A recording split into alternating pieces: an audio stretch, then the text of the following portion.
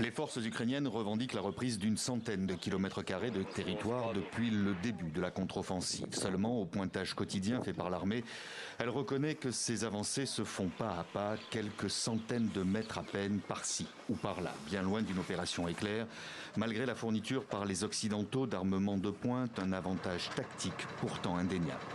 C'est l'armée russe qui se prépare depuis des mois à recevoir, entre guillemets, l'armée ukrainienne. Elle est installée de part et d'autre où on veut en découdre pour obtenir la reddition, sinon l'extermination de l'ennemi.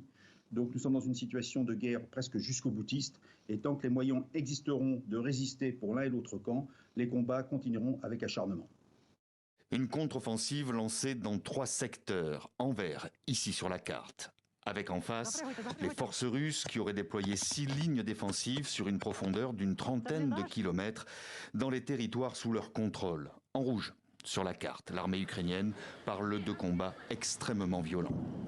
Les forces armées de l'Ukraine sont confrontées au minage total de champs, à l'utilisation de drones kamikazes, à des bombardements intenses. L'ennemi n'abandonne pas facilement ses positions.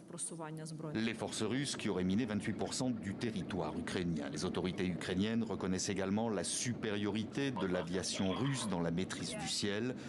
L'Ukraine qui ne cesse de réclamer aux Occidentaux des avions de combat qui changeraient toute la donne sur le terrain. Une armée mécanisée en progression face à un ennemi retranché sur des dizaines de kilomètres de profondeur peut difficilement se concilier avec seulement des appuis d'artillerie.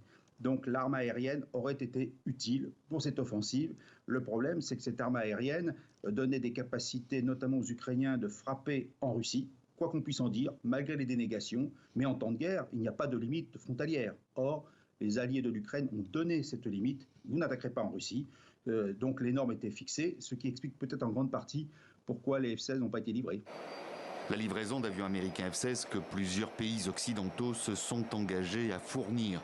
Mais il faut encore le temps de la formation des pilotes, un délai beaucoup trop court pour qu'ils participent à la contre-offensive en cours.